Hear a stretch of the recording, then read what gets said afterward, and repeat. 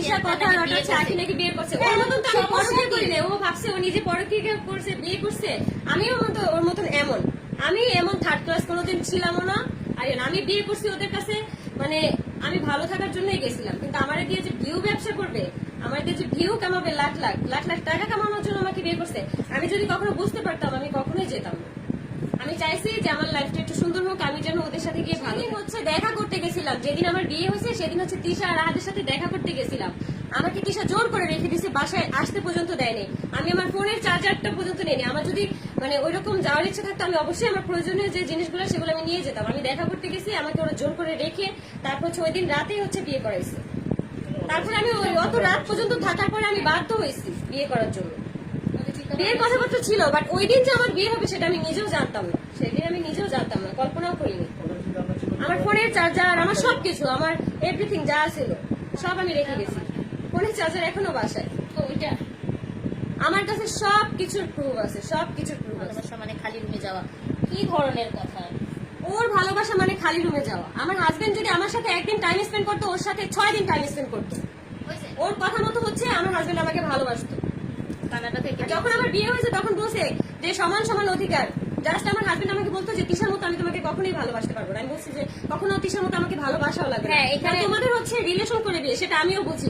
আমি গরু না যে আমি বুঝি না, আমি গোবরও খাই না যে আমি বুঝি না।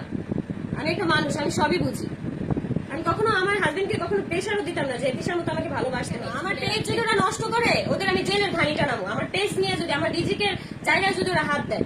আচ্ছা, রিজিকের মালিক আল্লাহ, তাই না? এটা কিন্তু ওরা হচ্ছে লোক দিয়ে নষ্ট করাইছে, তারপরে এখানে ব্লেম দেয় আমারে।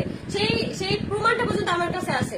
সেই ছেলের সাথে আমি কালকে কথা বলছি ফোনে। এখন আমার এই পেজটা হচ্ছে আমার রিজিকের ব্যবস্থা, মানে আমার রিজিক এই পেজটা দিয়ে আসতেছে।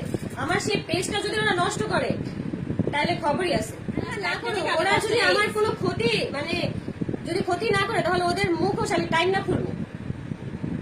আমার যদি কোনো ক্ষতি হয় তাহলে তো তোমরা বুঝে নিও যে আমার ক্ষতি কে বা কারা করতে পারে। আমার ক্ষতি, আমার ফ্যামিলির ক্ষতি, আমার বাচ্চা ওকে মারতে গেছে রাতে 3টা বাজে, ওইসব মানুষদের কোনো মানে ইয়া নেই। আমি পরকীয়া করে চালাই নাই। ওর সাথে তিশার আগের সম্পর্ক ছিল। একটা কমেন্টে দেখলাম 6 বছর আগে থেকে সম্পর্ক ছিল। আর সেইখানে সেই দীপাকে ব্লেম দিয়ে বের করে দিছে। দীপা তো মুখ খুলে নেই। এই জন্য হচ্ছে ওরা যা মন চায় তাই রটাইতে পারছে। আল্লাহ কোনোদিনও ছাড় দেবে না, আল্লাহ কোনোদিনও ছাড় দেবে না। আমার বাচ্চার নিঃশ্বাস ওরা ধ্বংস হয়ে যাবে। আমার মাসুম বাচ্চারা এই টিম করছে।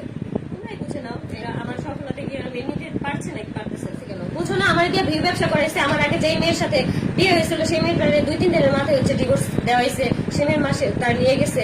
তারপর আরেকটা বিয়ে কেন করবে? ভিউ ব্যবসা করানোর জন্য, যাতে বড় লোক হইতে পারে খুব তাড়াতাড়ি।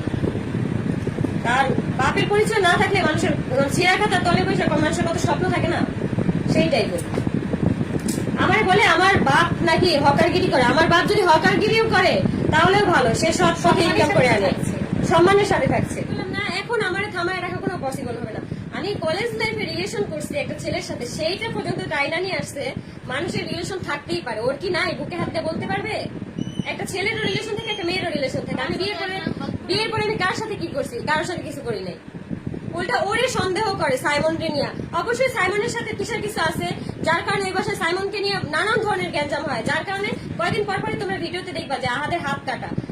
ওর সাথে গ্যাঞ্জাম করে হচ্ছে হাত ঘুষি মেরে হচ্ছে হাত, মানে গ্লাস থেকে ওর হাত কেটে যায়। সাইমনকে নিয়ে সন্দেহ করে। আর এই তিশা তখন বলে যে আমি এই সাইমনকে নিয়ে সংসার করে দেখাই দিব। কত পরিমাণ লো ক্লাস, থার্ড ক্লাস হতে পারে। নাম নিতেও মানে মুখে ইয়া লাগে। আমার না মুখও নাপাক হয়ে যেতেছে, আমার মুখটাও নাপাক হয়ে যেতেছে। সামনে ওর ফল মানুষ দেখবো, রাস্তায় ওর ঘুরতে হইব। আমার বলছে না যে আমি গার্মেন্টস কর্মী, গার্মেন্টসে ওর জায়গা হবে না। গার্মেন্টস থেকে নিচে ওর জায়গা হবে। মানুষ বলে না দেহ ব্যবসা করে খায়, শেষ পর্যন্ত মানুষের কাছে মুখ দেখাইতে পারবো না, দেহ ব্যবসা করে খাইতে। এত পরিমাণ নাটক জানে। আমি ওই বাসা থাকতে আমার ছেলেটাকে পর্যন্ত ওর বাপের কোলে উঠতে দিত না, সবসময় মেয়েটাকে দিয়ে বসায় রাখতো।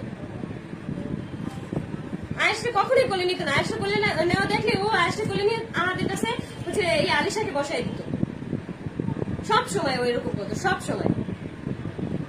আমার ছেলেটাকে ওর বাবার ভালোবাসা থেকে বঞ্চিত করছে। আমার এই ছেলের, আমি এখন এই লাইভে বলে দিতেছি, আমার এই ছেলে ভরণ পোষণের কোনো যদি খরচ না দেয়, এর পরিণাম হচ্ছে একদম খারাপ হবে। আমার ছেলের ভরণ পোষণের সব খরচ আমাদের দিতে হবে, সব খরচ। বাধ্য হয়েছি আমি বলতে, আজকে বাধ্য হয়েছি আমি বলতে।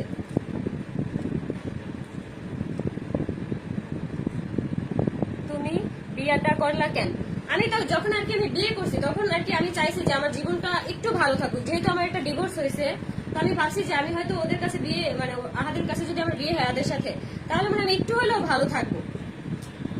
আর তখন আমি অনেক ডিপ্রেশনে ছিলাম। তো আমার সেই দুর্বলতার সুযোগ নিয়ে হচ্ছে ওরা এই কাজগুলো করছে। আমাকে যখন বিয়ে করে এনেছে তখন আমাকে এগুলো বলে না যে তোমাকে সবসময় ভিডিও করতে হবে, ভিডিও না কেউ শখের বসে করতো। অথচ আমাদের কোনো সাইড বিজনেস ছিল না, কিছু ছিল না। এই ব্লগিং ছিল একমাত্র আশা আর ভরসা। এখনো নাই, ইভেন এখনো নাই। এখনো যে সিল্কি হেভেন চালু করছে 1500 টাকা দিয়ে শাড়ি মানে সবকিছু রেডি করে 5000 টাকা শাড়ি বেচে, এই শাড়ির বিজনেস বাটপাড়ি ব্যবসা শুরু করছে, বাটপাড়ি ব্যবসা।